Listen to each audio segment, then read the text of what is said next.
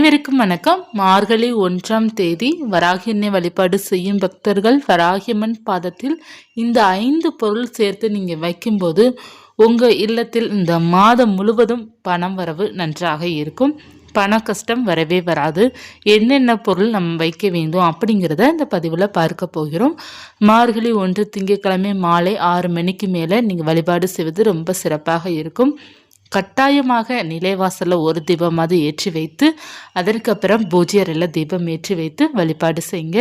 ஏன்னா இந்த மாதம் முழுவதும் நிலைவாசலில் தீபம் ஏற்றுவதனால ரொம்ப நல்ல பலன் நமக்கு கிடைக்கும். இறைவன் பூலோகத்திற்கு வருகின்ற மாதம் அப்படிங்கிறது சொல்லுவாங்க. இந்த மாதத்தில் நம்ம விளக்கு எந்த அளவுக்கு ஏற்றுகிறோமோ அந்த அளவுக்கு நம்மளுடைய இல்லத்திற்கு மிகவும் நல்லது. நீங்கள் நிலைவாசலில் தீபம் ஏற்றி வைத்துட்டு பூஜை அறையில் வராகியம்மன் படம் உங்ககிட்ட இருக்குது, சிலை இருக்குன்னா அதற்கு முன்னாடி இந்த பொருள் வைங்க. இப்போ உங்ககிட்ட வராகியம்மன் படமோ சிலையோ இல்லை அப்படின்னா காமாட்சி அம்மன் விளக்கோ அல்லது மகாலட்சுமி தாயார் படத்திற்கு முன்னாடியோ நீங்கள் வைக்கலாம். இந்த 2 இடத்துல நீங்கள் வைப்பது ரொம்ப நல்லது. பூஜை அறையில் கட்டாயமாக இந்த பொருள் சேர்த்து வைக்கணும். என்னென்ன பொருள் அப்படிங்கிறத பார்க்கலாம். வராகி அன்னைக்கு ஒரு தீபம் ஏற்றி வைத்துக்கோங்க. ஏற்றி வைத்துட்டு ஒரு கண்ணாடி பவுல் எடுத்துக்கோங்க. இப்போ கண்ணாடி பவுல் உங்ககிட்ட இல்லை அப்படின்னா பித்தளை கிண்ணம் எடுத்துக்கொள்ளலாம். பித்தளை கிண்ணமும் அப்படி இல்லைன்னா சில்வரில் நீங்கள் எடுத்துக்கொள்ளலாம். தவறு ஒன்று கிடையாது, எடுக்கலாம். நம்ம என்ன செய்ய வேண்டும் அப்படின்னா அதில் பச்சரிசி முதல்ல நிரப்புங்க. ஃபுல்லாக பச்சரிசி நிரப்பிக்கோங்க. நிரப்பிட்டு ஒரே ஒரு விரலி மஞ்சள் அதில் வைங்க. அடுத்து கொஞ்சம் துளசி வைக்கணும். அடுத்து பார்த்தீங்கன்னா நாணயம் 9 நாணயம், 21 நாணயம், 27 நாணயம், உங்ககிட்ட எவ்வளோ நாணயங்கள் இருக்கின்றதோ அந்த நாணயத்தை ஃபுல்லாக அந்த அரிசி மேலே போடணும். அதாவது பச்சரிசி, மஞ்சள், நாணயம், கொஞ்சம் துளசி இலை, அடுத்து மிகவும் முக்கியமானது ஒரே ஒரு ஏலக்காய் போதும். ஒத்த ஏலக்காய் போதும். அந்த ஏலக்காய் வச்சுருங்க. வைத்து நீங்கள் அதை அப்படியே எடுத்து மகாலட்சுமி தாயார் படத்திற்கு முன்னாடியோ அல்லது வராகி அன்னை படத்திற்கு முன்னாடியோ நீங்கள் வைத்துடணும். அப்படி வைக்கும்போது நீங்கள் பிரார்த்தனை என்ன பண்ணணும் அப்படின்னா, இந்த மாதம் முழுவதும் என்னிடம் பணம் கையில் நல்லா தங்கணும் கடவுளே அப்படிங்கிறத லக்ஷ்மி தாயிட்டையும் மற்றும் வராகி அம்மன்கிட்ட பிரார்த்தனை பண்ணிக்கோங்க. வீண் விரை செலவுகள் வராமல் இருக்க வேண்டும் அப்படிங்கிறத பிரார்த்தனை பண்ணிக்கோங்க. உங்களுக்கு என்ன வேண்டுமோ, பண விஷயத்தில் என்ன வேண்டுமோ அதை பிரார்த்தனை பண்ணிக்கோங்க. உங்களுக்கு ஏதாவது பணம் வர வேண்டும் இருக்கின்றது அப்படின்னா அதற்கும் நீங்கள் பிரார்த்தனை பண்ணும்போது நிச்சயமாக நடக்கும். இதை நீங்கள் எப்போது எடுக்க வேண்டும் அப்படின்னா 3 நாளைக்கு ஒரு முறை வைங்க. அப்படி இல்லைன்னா வாரத்துக்கு ஒரு முறை வைங்க. இது வாரம் ஒரு முறை மாற்றுவது ரொம்ப சிறப்பு, அல்லது 3 நாளைக்கு ஒரு முறை மாற்றுவது சிறப்பு. எல்லா கிழமைகளும் வைக்கலாம். இந்த வழிபாட்டுக்கு வெள்ளிக்கிழமை வைக்கலாம், திங்கள் வைக்கலாம், செவ்வாய் வைக்கலாம், புதன் எல்லா கிழமையும் வைக்கலாம். ஏன்னா ஒவ்வொரு கிழமைக்கும் ஏற்றது ஒவ்வொரு பொருளும் அதில் இருக்கின்றது. அதாவது பச்சரிசி திங்கட்கிழமை உரியது. அதாவது பச்சரிசி பார்த்தீங்கன்னா உங்கள் வீட்டில் தானியத்திற்கு எந்தவித குறையில்லாமல் நவதானியங்களும் சரி, மற்ற வீட்டில் கிராசரிஸ் நம்மளை சமையலுக்கு பயன்படுத்துகிற எல்லா பொருளும் உங்களுக்கு நிறைவாக இருக்க வேண்டும் அப்படிங்கிறதுக்காக அந்த பச்சரிசி நம்ம சேர்க்கிறோம். மஞ்சள் மங்களத்தை கொடுக்கக்கூடியது. இந்த மஞ்சள் எதற்காக சேர்க்கிறோம் அப்படின்னா லக்ஷ்மி கடாட்சத்தை கொடுக்கக்கூடியது. மற்றும் மஞ்சள் வைத்து என்ன ஒரு பரிகாரமோ என்ன ஒரு வழிபாடு செஞ்சாலுமே அது நமக்கு வெற்றியை கொடுக்கும்.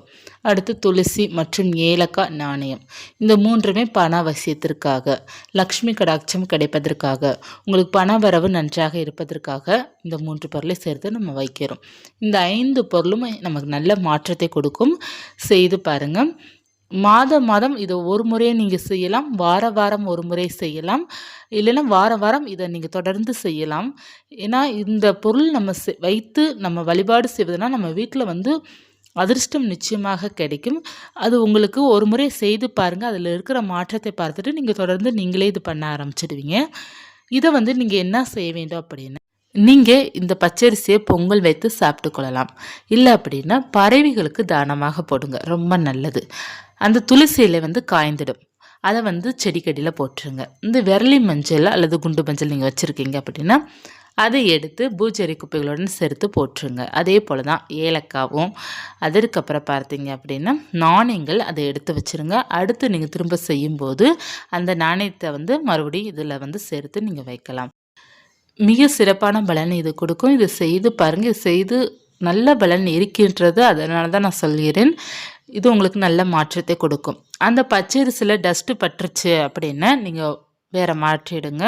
இப்போ ஒரு 4 நாட்கள் நீங்கள் வைத்திருக்கிறீங்க, அதில் வந்து டஸ்ட்டு படிய ஆரம்பிச்சிருச்சு அப்படின்னா அதை நீங்கள் எடுத்துடலாம்.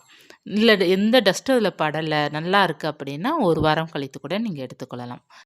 இந்த மார்கழி 1ஆம் தேதி கட்டாயமாக செய்யுங்க. ஒருவேளை உங்களால் செய்வதற்கான சூழ்நிலை அமையலை, நீங்கள் வீட்டுக்கு தூரமாக ஆயிட்டீங்க அப்படின்னா வெள்ளிக்கிழமை அன்று நீங்கள் செய்து பாருங்கள். இந்த மார்கழி முடிவதற்குள்ளே ஒரு நாள் நீங்கள் செய்து பாருங்கள், சிறப்பாக இருக்கும். உங்கள் இல்லத்தில் வந்து பண பிரச்சனை முற்றிலும் தீரும், லக்ஷ்மி கடாட்சம் கிடைக்கும். இந்த மாதத்தில் செய்கின்ற ஒவ்வொரு பரிகாரம் சரி, வழிபாடும் சரி, நல்ல பலன் உங்களுக்கு கொடுக்கும். செய்து பாருங்கள். வராகி அன்னை பக்தர்கள் அனைவருமே வராகியம்மனுடைய நாமத்தை சொல்லி வழிபாடு செய்து பாருங்கள். அன்னையோட அருள் பரிபூர்ணமாக உங்களுக்கு கிடைக்கும். எல்லா வித பிரச்சனையிலேருந்து அன்னை உங்களை காப்பாற்றி விடுவாங்க. ஒரு சில சகோதரி சொல்லியிருக்கிறீங்க, என்னதான் வழிபாடு செஞ்சாலும் எங்களுடைய வேண்டுதல் நிறைவேற மாட்டேங்குது, கஷ்டப்படுறோம் அப்படிங்கிறது நீங்கள் சொல்லியிருந்தீங்க. உங்களுடைய கஷ்டங்கள் வந்து புரிகின்றதும் நிச்சயமாக அது சரியாகும். நம்பிக்கையுடன் இருங்க. உங்கள் மனசை வந்து தளர விட்டுறாதீங்க. பாசிட்டிவாக இருங்க. எப்போதுமே பார்த்தீங்கன்னா நீங்கள் பாசிட்டிவாக இருக்க தான் உங்களுடைய லைஃப் வந்து சேஞ்ச் ஆகும். இல்லைன்னா நீங்கள் ரொம்ப கவலைப்பட்டுட்டே தான் இருக்கிற மாதிரி இருக்கும். நீங்கள் கவலைப்படுறேன் அப்படிங்கிறத நீங்கள் மனசில் வந்து நினைக்காதீங்க. நான் நல்லா இருக்கிறேன் அப்படிங்கிறத நீங்கள் நினைங்க. இப்போ நீங்கள் சொல்கிறது எனக்கு புரியுது. நான் வந்து கவலைப்படுறேன், ரொம்ப கஷ்டமாக இருக்குது அப்படிங்கிறதுன்னு தான் நீங்கள் சொல்கிறீங்க. ஆனால் உங்களுடைய மனசில் வந்து கவலைகள் இருந்தாலும் சரி, கஷ்டங்கள் இருந்தாலும் சரி, நான் நல்லா இருக்கிறேன் அப்படிங்கிறத நினைத்து பாருங்கள். உங்களுடைய கஷ்டங்கள் குறைய ஆரம்பிச்சிடும். எப்போதுமே நம்ம ஒரு வார்த்தை சொல்ல அதுவாகவே நம்ம மாறிடுவோம். அதாவது நீங்கள் வந்து கஷ்டப்படுறேன்னு சொல்லிக்கிட்டே இருக்கிறீங்க அப்படின்னா நீங்கள் கஷ்டப்பட்டுட்டே இருக்கிற மாதிரி தான் இருக்கும். இறைவன் வந்து எனக்கு சரி பண்ணி கொடுப்பாரு, நான் வந்து தைரியமாக இருக்கணும், நான் வந்து நல்லா இருக்கணும் அப்படிங்கிறத நீங்கள் நினைத்துட்டே இருங்கமே, பாசிட்டிவாக நினைத்துட்டே இருங்கமே. அந்த கஷ்டங்கள்லாம் உங்களுக்கு காலப்போக்கில் வந்து குறைய ஆரம்பிச்சிடும். எப்போதுமே நம்ம எந்த வார்த்தையை வந்து அதிகமாக நம்ம பயன்படுத்துகிறோமோ அது நமக்கு நடந்துக்கிட்டே தான் இருக்கும். அது நம்ம சொல்ல அது நடக்கும். அதனால் அதிகமாக உங்களுடைய வாயால் நான் கஷ்டப்படுறேன், நான் நல்லாவே இல்லை அப்படிங்கிற மாதிரி ஃபீல் பண்ணாதீங்க. எப்போதுமே நான் நல்லா இருக்கிறேன், நான் ஜம்முன்னு வாழ்கிறேன், ஹாப்பியாக இருக்கேன் அப்படிங்கிறத நீங்கள் அப்படி இல்லாட்டா கூட அப்படி இருக்கிற மாதிரி நீங்கள் ஃபீல் பண்ணி அப்படி மனசில் வந்து பாசிட்டிவாக கொண்டு வாங்கமே, அந்த மாதிரி நீங்கள் மாறிடுவீங்க. ஹாப்பியாக வாழ ஆரம்பிச்சிடுவீங்க. உங்களுக்கு பிடித்த மாதிரி இருக்கும். வராகி பக்தர்கள் நிச்சயமாக விடிவு காலம் வரும். நம்பிக்கையுடன் இருங்க. இந்த பதிவு உங்களுக்கு உபயோகமாக இருக்கும்னு நினைக்கிறேன். இருந்தால் லைக் பண்ணிக்கோங்க. இது போன்ற ஆன்மீக தகவலை தெரிந்து கொள்ளணும் அப்படின்னா சேனலை சப்ஸ்கிரைப் பண்ணி வச்சுக்கோங்க. நன்றி.